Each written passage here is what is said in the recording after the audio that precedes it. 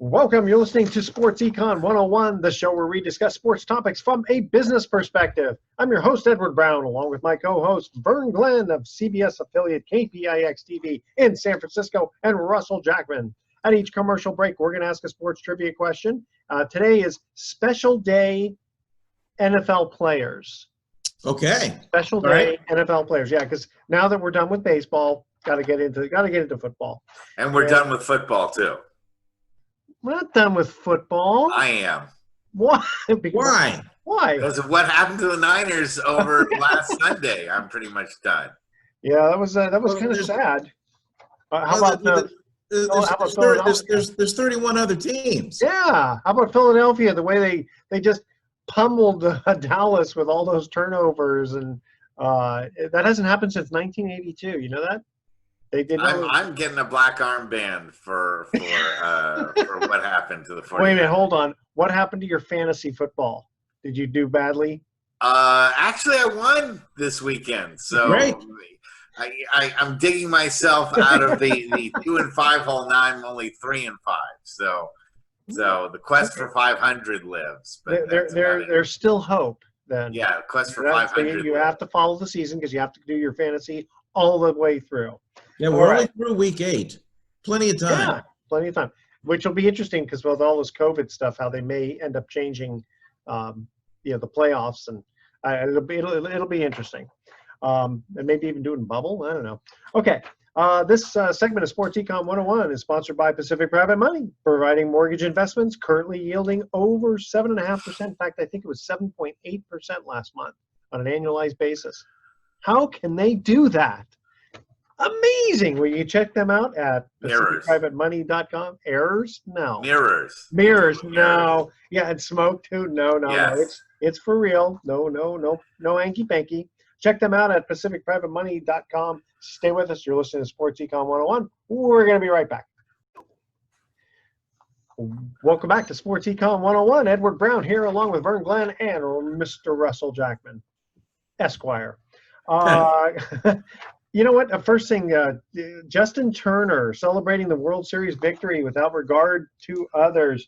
You know, that's I kind of it's sort of frustrating on both sides because you really feel for the guy after losing 3 World Series, and then suddenly it's like, yeah, we did it, and then to find out, oh, oops, you got COVID, and it's like either tell him before the game or tell him after he celebrates.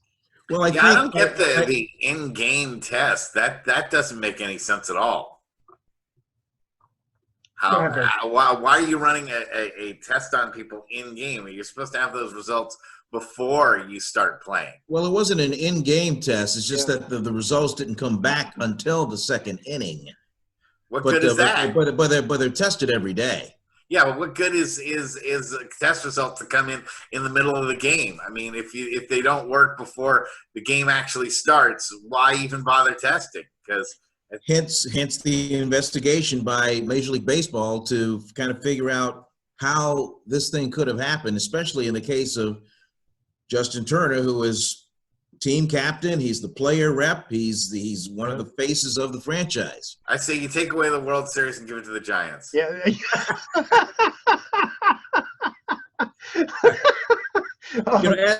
As we record this show, Justin Turner has not made a public statement about what happened. So we're waiting for that. But the eye test does not look good as to the aftermath of that game, coming out with no mask, and then you see youngins running around the field. It was not a good look for Major League Baseball. What, did you say that he found out in the second inning? The test results came back in the second inning, but he was not removed from the game until the 6th inning. So even that is hard to understand. That I'm trying to understand that too. Do they have to? Because he's less infectious after 4 more innings. It's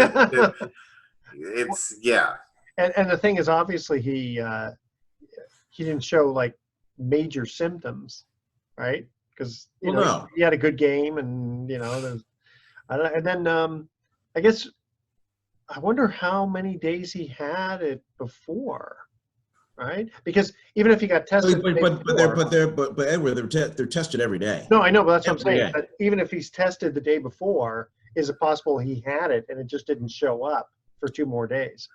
We don't know. I mean, that's in time. All of this will come out. Yeah.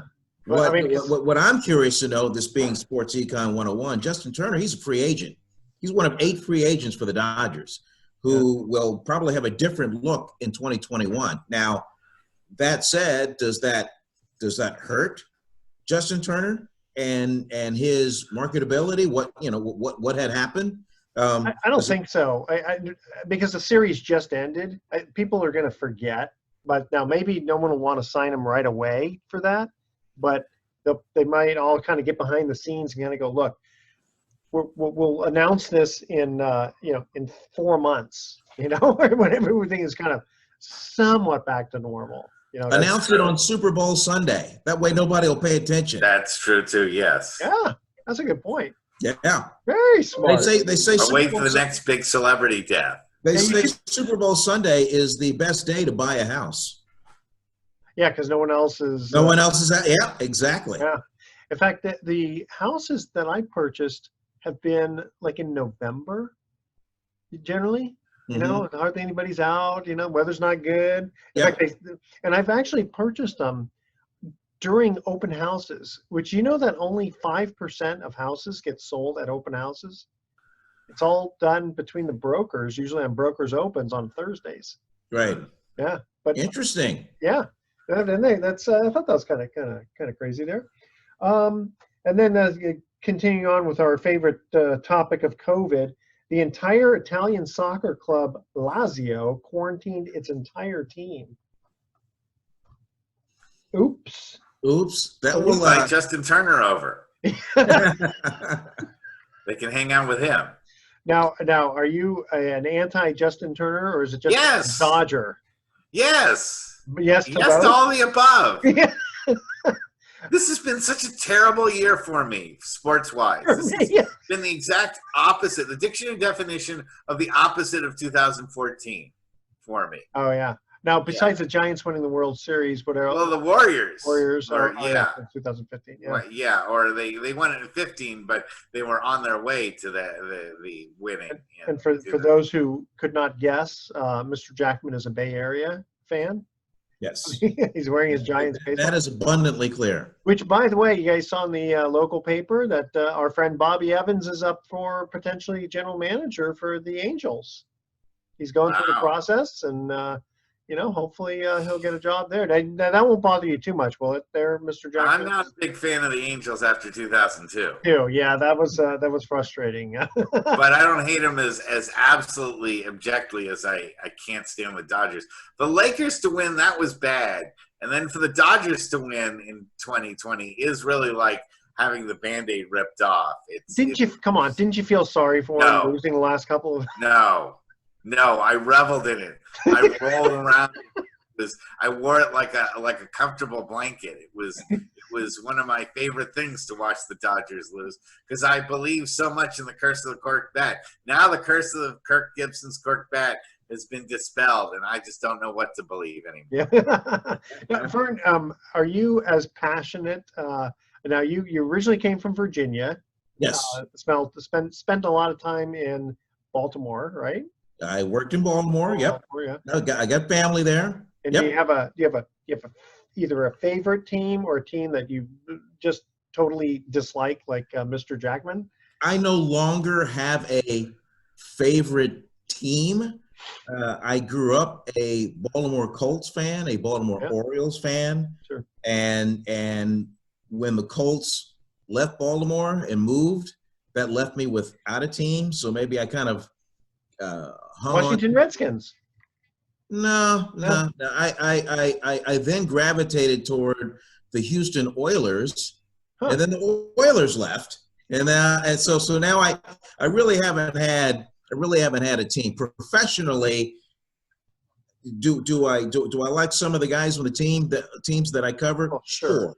Do I like to see them do well? Sure. But are there any teams you really don't like as a team? Like, No, because I've been doing this for so long. I mean, 35 years of this. I've been doing it for so long. Whether a team wins or loses, I still have to pay bills the next day. I don't get out of not paying bills, regardless as to what happens. So but I'm all for fans. It's short for fanatic, and it is their right to cry, scream, yell, bitch, whatever. I mean, go right ahead. But were you watching me on Sunday watching the Niners? Because that describes every single one of my emotions. See, Mr. Jackman, you could take. I'm pretty much like this. Yeah. And I'm pretty much like this. Yeah. and I wonder, do you have any ulcers? No, not at this point. But because you get it all out. Well, one thing is that being a fan of the Bay Area means that I've had the highest of highs and I have had the lowest of lows. I have watched, the 15-win Warriors. I have watched the 2-win 49er teams. I have watched the Giants win 75 games in the season and lose, nearly 100. All right, guys, we're going to go to our first trivia question. Special day NFL players, all right? April Fools, not in 1965 when this future NFL defensive end was born with stars hovering around his head, Who was the first round pick that was a 12-season Cowboy? And I'll give you a hint. He wore number 77 on his back. All right? And the reason it's special day is because he was born on April Fool's Day, which you wouldn't have known about this guy.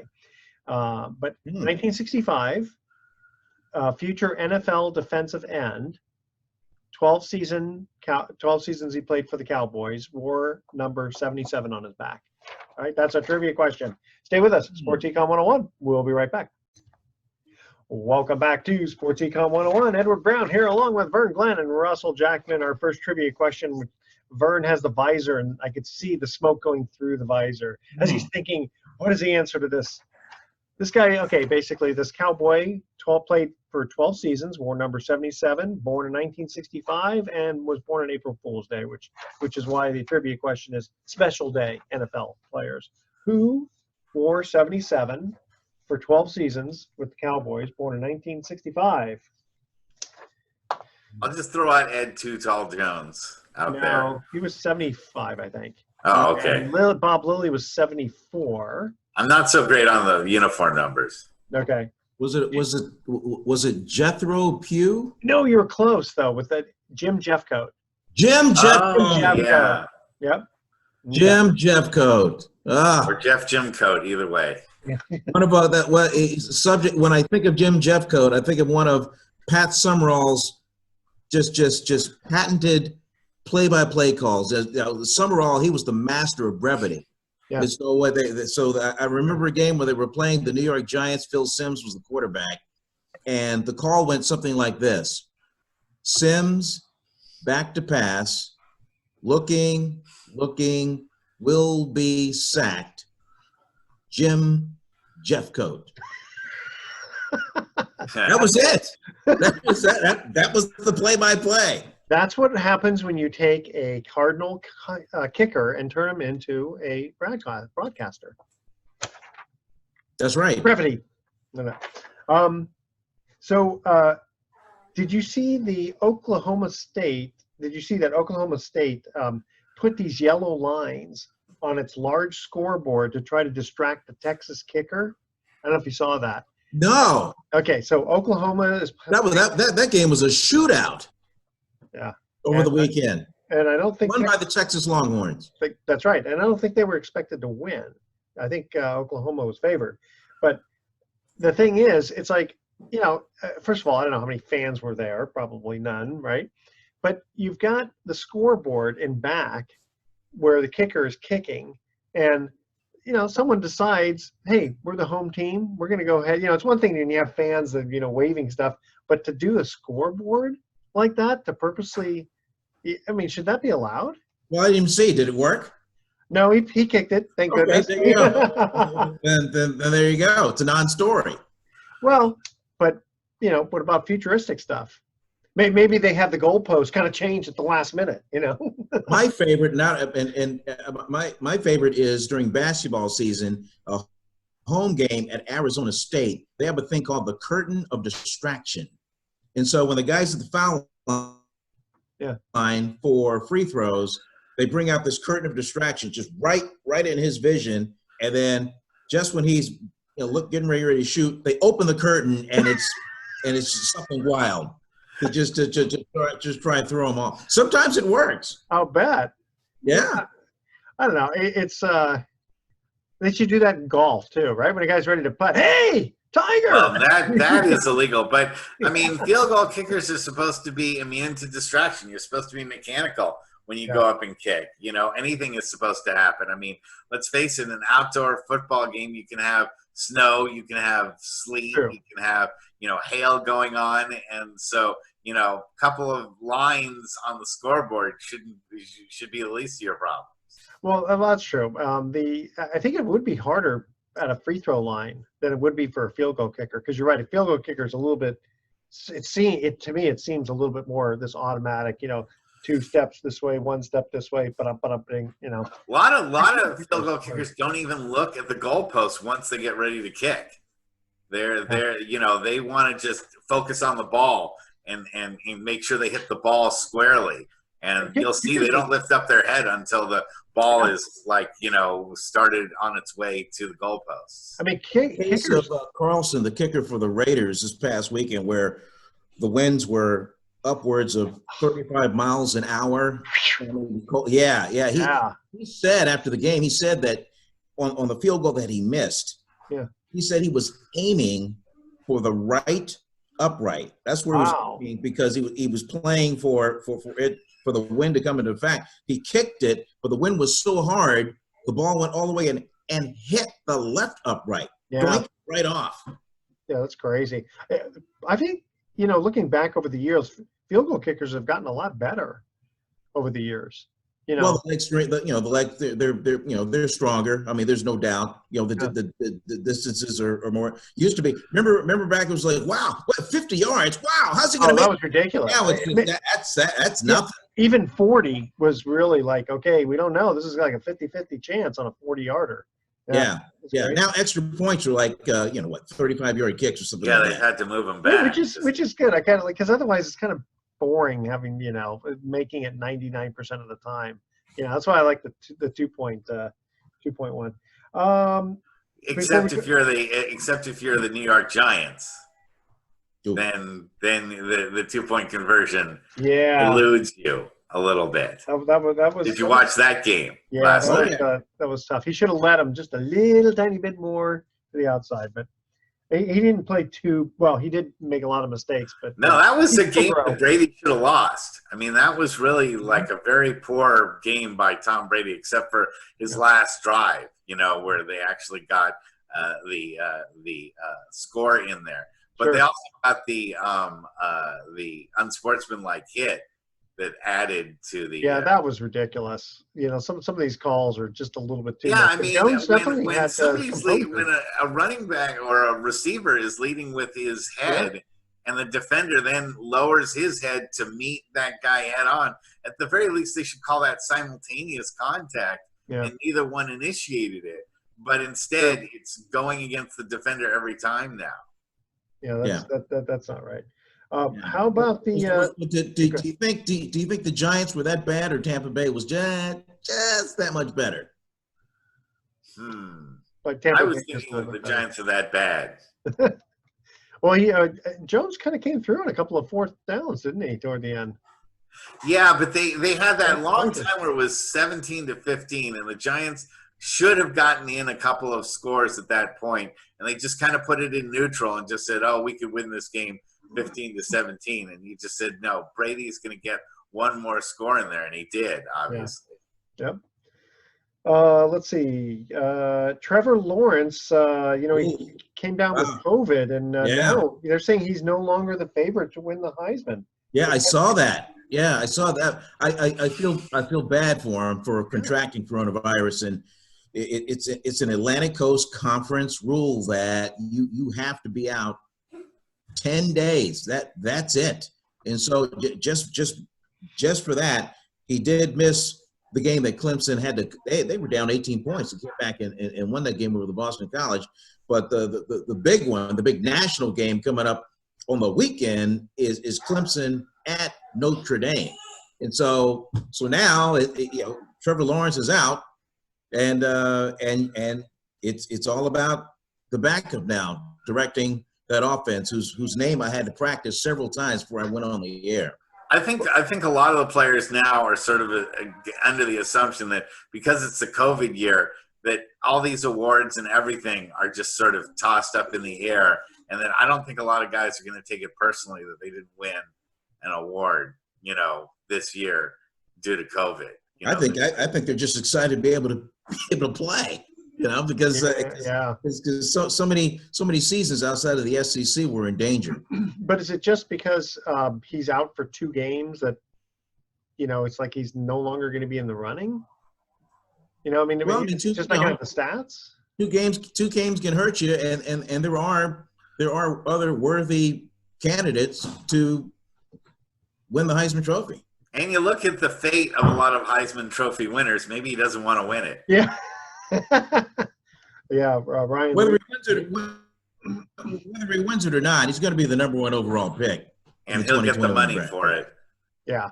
But if they put him on the cover of Madden 2021, then he's probably going to be hit by lightning bolts while being run over by a train, while falling off a cliff, while catching COVID at the same time. That's the Madden curse. Yeah, you're well aware of the Madden curse. Yeah, right, but has anybody beaten that, or is it every single time? I'm trying to think, but who was on Madden, the cover of Madden for 2020? I guess Vern, you can fire your fast fingers and see who was on the cover. But the pile of corpses that have been on the cover of Madden is really, pretty auspicious. Isn't that Sports Illustrated the same thing? I don't think so. It's not like the Madden curse. The Madden curse, some Sports Illustrated guys have managed to fight that off every so often, but the Madden curse has ruined the careers of all right. Tell you what, let's go to our second trivia question here. This 1967 New Year's Eve. God, let's try this again. This 1967 New Year's baby grew up to be a Hall of Fame linebacker with the Chiefs for 11 seasons. This is an easy one. After putting his number 58 jersey in the closet after the 1999 season, he would never wear it again on the field. He died of a massive blood clot in February 2000. Who was this great linebacker? That's our trivia question. And the reason he's on this one, Special Day NFL, is because he's born on New Year's Day. You and the New Year's Day babies. Yeah. Well, next time it's going to be a July 4th baby. All right. That's our trivia question. Stay with us. Sports Econ 101. We'll be right back. Welcome back to Sports Econ 101. Edward Brown here. Vern Glenn over there. Mr. Russell Jackman right over there. Second trivia question. 1967 New Year's baby grew up to be a Hall of Fame linebacker with the Chiefs for 11 seasons. After putting his number 58 jersey in the closet after the 1999 season, he would never wear it again on the field. He died of a massive blood clot in February 2000. Who was this great linebacker? Well, that was Derek Thomas. That was Derek Thomas. Yeah, that was Derek Thomas.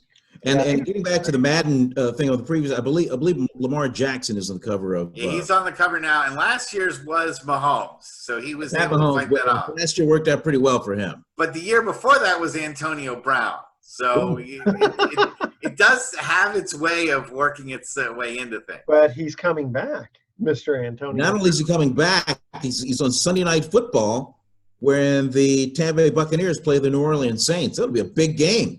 It'll be a big factor. He could be targeted 6, 7, 8 times. Yeah, and Mr. Brady apparently likes throwing to him. How many times did he get to throw to him before all hell broke loose? Well, he only played one game with the Brady. Yeah, that's what I mean. And that was it. He did score a touchdown too, didn't he? He did. He did. Okay, well, that's why Brady likes him. He did. Well, I mean, he's arguably he's future, first ballot Hall of Famer. And how smart does Brady feel that he's off of New England right now? That's really struggling and not capable. You think Belichick this will be his last year? Wow, I don't know. No. I mean, not that he would get fired. Yeah, he can be around as long as he wants. But I do think they're going to have to find a franchise quarterback before they, can climb back up to any kind of relevance again. Fortunately, they're in a weak division. It shouldn't be really hard for them to climb back up and to be the head of it again. But they've been in charge of the AFC East for so long. I don't think the other teams know what to do to be a better team than New England. Are you telling me the Jets are not a good team? Talk to Trevor Lawrence about it. Yeah. There's a lot of talk about having him saying that he is going to pull a John Elway and just refuse to be drafted there. Is that right? Is that they're saying that already? Yeah, and that he would possibly go back to school, or that he would do one of those things that says, if you draft me, I'm just not going to play. Which in the case of Elway, Indianapolis Colts. The Colts held his draft rights until he was actually traded. Yeah. In the meantime, Elway, he was playing catch as a New York Yankee at the time, so Elway had leverage. That's right. Very good point. Yeah. Okay, so the last thing I had on the list here was the Warriors being sued for $40 million it owes to Alameda County, and yet has jerseys that say Oakland Forever on them. Yeah, that's the new. Do you like them? That's kind of I actually like the look. That's the ode to the We Believe here. Those uniforms. Yeah, I actually saw them. They looked pretty good. The way the Oakland is written and all that. But is that a little hypocritical? They leave Oakland. They're trying to say a tribute to them, but we're not going to pay the money that we owe. Well, that's a legal thing. I don't think fans care about that. I think the Oakland fans, they feel betrayed that they left and went back to San Francisco, the original spot. But there's still the Golden State Warriors, which encompasses the entire. True. Because years ago, they used to be the San Francisco Warriors. That's right. From a relation standpoint, they're trying. You can't blame them for trying. I mean, they had so these Oakland Forever jerseys are going to replace the town jerseys that they wore last season. So I mean, they're doing what they can, and I think if they go out and have the same success that they once had in these championship runs, I think that will be such a subplot way down above, because winning is a great deodorant. What was the thing with the town where it was it looked like a tree? Yeah, it is a tree. Oakland. It was a design. It was a design actually made for the city of Oakland that never was really adapted, and then the Warriors and are indigenous to the area. Gotcha. It's an oak tree. Okay. Yeah, it's an oak tree. Yeah. With their slate uniform, slate colored. Yes, slate night. Yeah, slate night. But I like. Everybody loves the dark jerseys. I gotta say, I do like the logo, or the way the script, the way the Oakland is written. Mm-hmm. They bring back Thunder. Yeah. Everybody loves with Thunder. That. Yeah, only if they go back to a 20-win team. Yeah, bring back Krusty Krab. Yes, the Crazy Crab. Crazy Crab, I mean, not Krusty Krab. Is that The Simpsons? No, that's SpongeBob. SpongeBob is Krusty Krab. Okay. SpongeBob. The Crazy Crab. Home of the Krabby Patty. Yes, Mr. Krabs. All right, guys, we have about 5 or 6 minutes. What do you guys want to cover? The misery of the 49ers. I mean, this team Kittle is and really Garoppolo and.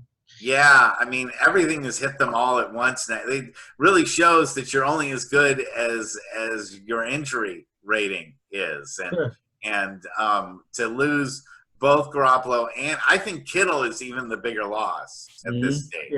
Yeah, Kittle, the broken bone in his foot. I cannot think of an NFL team hit harder by injury than the 49ers. Can It you? was like 13 different players. And they're all big stars. They're all Yeah, their yeah. biggest players. It's one thing to, lose someone that's on the practice squad or something like that. But I mean, Kittle is These a are one. frontline players. These are players that they counted on to make a Bosa. difference, especially defensively. Kittle is a once in a generation player. I mean, he's the tight end that the 49ers haven't had since, early Brent Jones or like Russ Francis. They haven't had a tight end with that kind of capability. And then you look at the entire running back core being devastated. Yeah.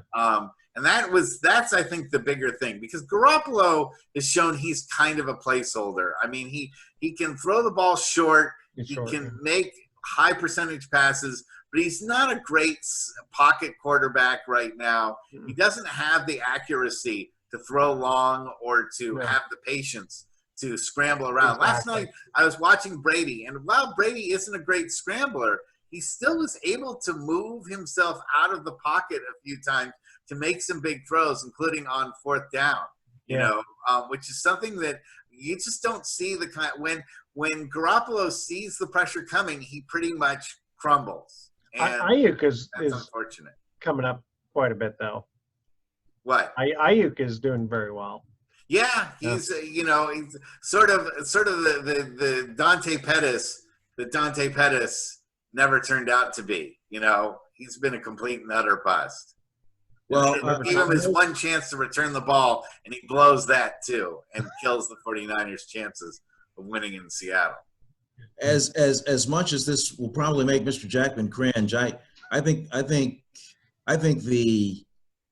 big receiving star this season has been Metcalf of Seattle. And speaking of Seattle, Lockett's done quite a bit too. Metcalf's awesome. Yeah. Maybe this is the year where Russell Wilson will finally get some MVP votes. You guys got 26 touchdown passes through week 8. No, and he really showed the difference between what the 49ers have and what Seattle has. And I think that was a defining game. If the Niners had stood up and beaten Seattle, I think that the rest of the league would have looked up and given respect to the 49ers. True. Given that they lost, and then all the people that they lost in that game, I don't see I think the 49ers should consider, looking for a top draft pick. Yeah. Instead of trying to get, 7 or 8 wins and just sort of finish as a mediocre team in a division where 500 is not going to get you in, even as a wild card. No, but this is the Metcalf though. Boy, he is a player. I mean, he's got the stature. What is he? 6'3", 240 or something. He's got the size. He can stretch the field. He can hit his yards after catch are amazing. His escapability is terrific. He can just get open and then really make a play. I think he's a really exciting player. The test will be the second time he sees these teams in the division, because he's seeing them now. This is the first go around through this NFC West. So let's see what happens the second time he plays Arizona, San Francisco, the Rams, and see what happens then, because defenses can't adjust. And the fact that he's doing it without a running game at all. I mean, he is the running game, basically. And yet he hasn't overdone the scrambling, and he seems to have picked and chosen when he's going to run better than just about any quarterback I've ever seen, maybe since the early Fran Tarkington days.